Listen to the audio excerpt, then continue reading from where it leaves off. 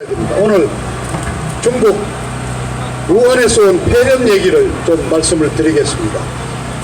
지금 현재 상황을 보면은 중국에서 확진자가 한 10,000명이 넘었고 사망자가 한 250명 정도 된다 그럽니다. 우리나라는 어제 11명, 오늘 아침에 1명이 확진이 돼서 12명 그렇게 되어 있는데, 이 정부는 뭐 이게 그렇게 심각한 게 아니라고 자꾸 강변을 하고 있습니다. 뭐 댓글 이렇게 보면은 독감하고 뭐 비슷한 수준이고 1년에 독감으로 죽는 사람이 뭐 더 많다는 뭐 이런 얘기를 하고 있습니다. 제가 오늘 과연 우리가 이렇게 이 중국 우한 폐렴을 이렇게 그냥 심각하게 받아들이지 않아도 괜찮은 건가, 제가 몇 가지 좀 짚어보겠습니다. 자, WHO 유엔 세계보건기구가 이틀 전에 전 세계를 대상으로 공중보건 비상사태를 선포했습니다. 미국 정부도 그와 동시에 미국 전역에 공중보건 비상사태를 선포하고 중국을 여행 금지 구역으로 설정을 했습니다. 그리고 중국에서 들어오는 여객기는 7개 공항만 지정해가지고 엄격한 검역을 거치도록 규제를 했습니다. 그리고 자, 국경을 맞대고 있는 러시아라든가 몽골, 중국으로의 모든 항공기 운항, 철도 여행 아예 국경 폐쇄 조치를 한 달 동안 3월 2일까지 국경 폐쇄 조치를 했습니다. 그리고 싱가포르 중국인 입국을 아예 금지시켰습니다. 이웃 일본은 우한이 자리 잡고 있는 후베이, 우리말로 호북성 여권을 가지고 있는 중국인은 뿐만 아니라 외국인은 일체 일본 입국 금지를 했습니다. 그런데 우리는 지금 아무런 조치를 취하지 않고 있습니다. 자, 우리는 현재 중국의 40개 큰 도시에 항공기가 왔다 갔다 하고 있고 하루에 그 항공편이 수백 편입니다. 하루에 들어오는 중국인의 숫자가 평균 2만 명입니다. 자, 아직 시작을 안 했습니다. 왜냐? 이 폐렴 사태로 중국의 춘절, 구정휴가를 일주일 연장해서 내일까지 휴가입니다. 그래서 이제 다음 주일에 들어옵니다. 그리고 2주 뒤면은 중국 유학생들, 한국에 7만 명이 와 있는데 이제 계약하러 들어오게 됩니다. 아마 다음 주가 고비가 되지 않을까 생각합니다. 대한민국 의사협회가 기자회견을 열고 중국 왕래하는 항공편의 단계적인 또는 지역별 중단 조치를 취해달라고 그랬는데도 지금 문재인 정부는 아무런 조치를 취하지 않고 있습니다. 변명은 간단합니다. 중국 눈치를 보고 있는 겁니다. 관광객을 제한하는 것은 뭐 양국 관계에 도움이 되지 않는다. 하루에 2만 명 중국인이 들어오고 있는데 여러분 그렇게 그냥 편안하게 계실 수 있습니까? 어제 5명이 하루에 늘었는데요. 중요한 것은 3차 감염자가 2명이 나왔습니다. 자, 중국에서 감염된 한국에 그런 사람을 직접 접촉한 것이 2차 감염인데 그분이 돌아다니면서 감염돼가지고 중국 땅에 가보지도 않은 사람이 전파한 것이 3차 감염인데 이분의 집에 들어가서 결국 부인과 아들이 감염이 돼서 확진 판결을 받았습니다. 그동안 이분 영화관에도 다니고 마트에도 다니고 다 돌아다녔습니다. 자, 이렇게 우리가 편하게 지낼 수가 있겠습니까? 그런데 아무런 조치를 취하지 않고 중국 눈치만 보고 있습니다. 자, 그 정도가 아닙니다.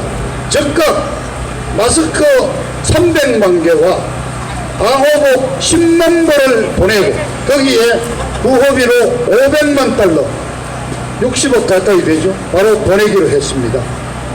그리고 중국 관광객이 한국에서 폐렴을 발병을 하면은 즉각 정부 예산으로 치료를 무상으로 해주겠다고까지 나오고 있습니다. 자, 현지 진출한 삼성 마스크 100만 개 등등 해가지고 약 50억에 상당하는 구호품을 바로 내놔서 현대그룹 25억, 뭐 그 중국에 진출한 SK 아모레, 우리나라 대기업들 전부 지금 몇 억씩. 자, 중국이 돈이 없습니까? 자, 국내에는 어떻게 되어 있습니까? 한꺼번에 300만 개를 걷어가지고 중국으로 보내는 바람에 국내에 지금 마스크 동이 났습니다. 못 삽니다. 그래서 마스크 값이 17배까지 치솟았다고 어느 분이 공개를 했대요. 인터넷 주문했더니 갑자기 배송 중단해버리고. 자, 도대체 이 문재인 정부가 어쨌든 청와대를 차지하면 국민의 안전과 재산을 지키겠다고 서약을 하고 저 자리에 올라가는데 지금 중국 사람을 위하는 겁니까? 우리 대한민국 국민을 지키고 있는 겁니까?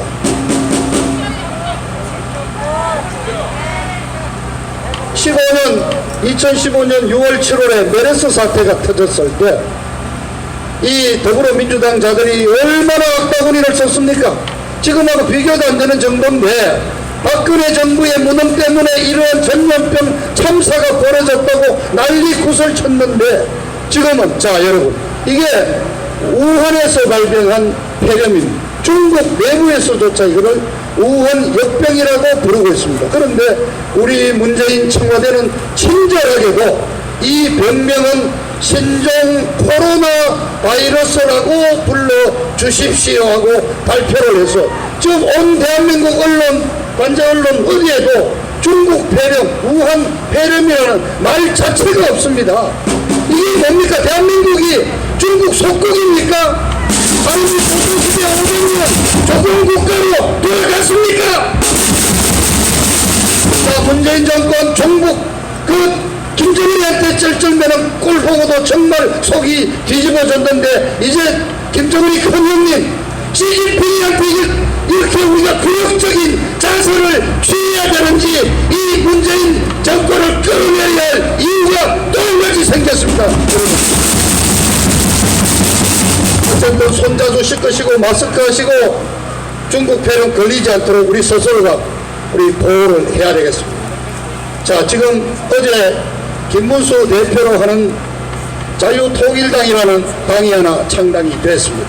아마 여러분들, 자, 이게 지금 자유한국당 뭐 통합움직임하고 새로 이렇게 나오는 신당이 나오고 이게 어떻게 당이 분열이냐 뭐 보수는 어떻게 되느냐 궁금하실 게 아주 많으실 거로 생각합니다. 저는 오늘은 말씀드리지 않겠습니다. 왜냐? 지금 자유한국당 통합에서 새로 만드는 신당이 대충은 이달 20일께쯤 나온다고 그럽니다.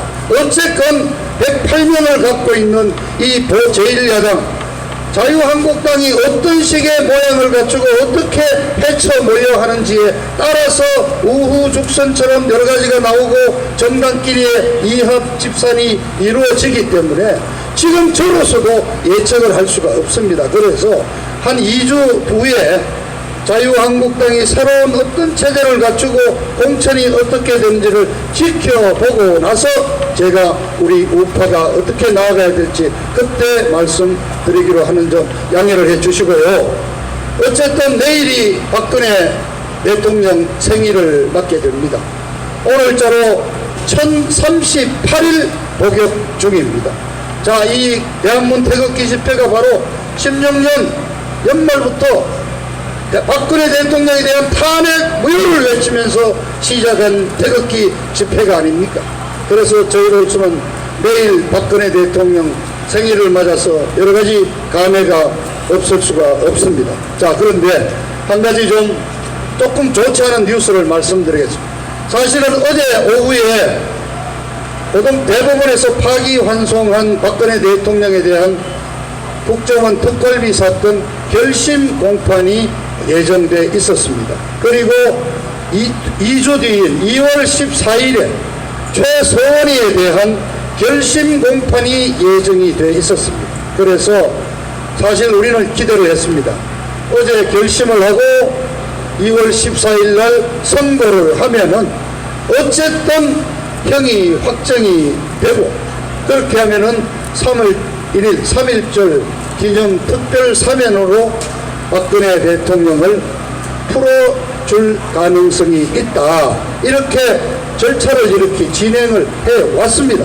물론 박근혜 대통령 본인이나 우리 태극기 애국시민들은 사면이라는 것을 우리가 원하지 않지만 그래도 고생하시는 분이 3년이 다 되면 2달 모자라는 3년입니다.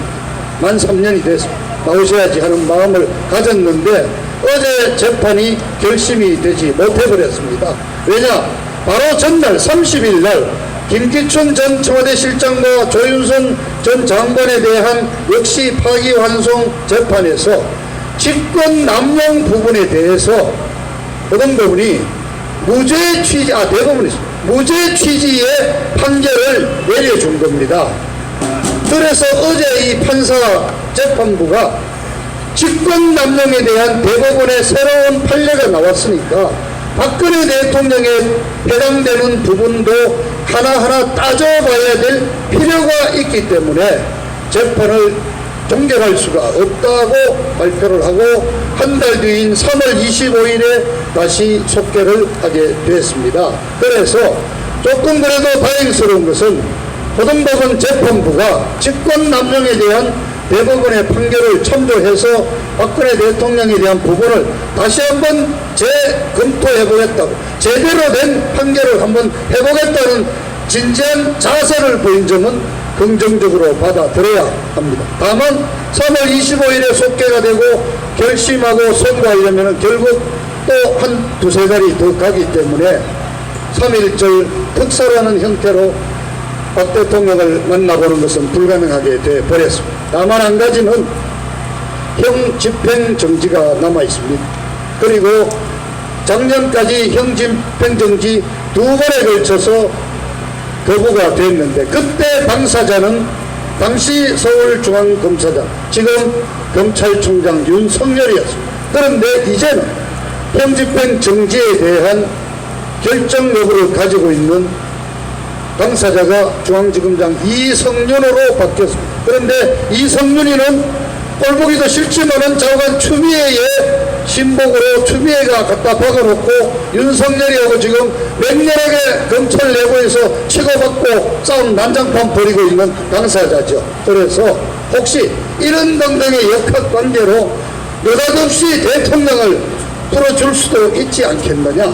그리고 이 사스니 중국 페레민이 지금 민주당 지지율이 오늘 리얼미터로 34% 작은 그 숫자는 관심 갖지 맙시다. 이 정도 들어서고 나서 민주당 지지율이 최저로 떨어졌습니다. 이미 민주당에서는 이번에 이거 중국 후송에서 천안에 갔다가 진천 아산에 간가 하면서 충청도에서 이번 선거 다 망쳤다고 난리가 나 있습니다.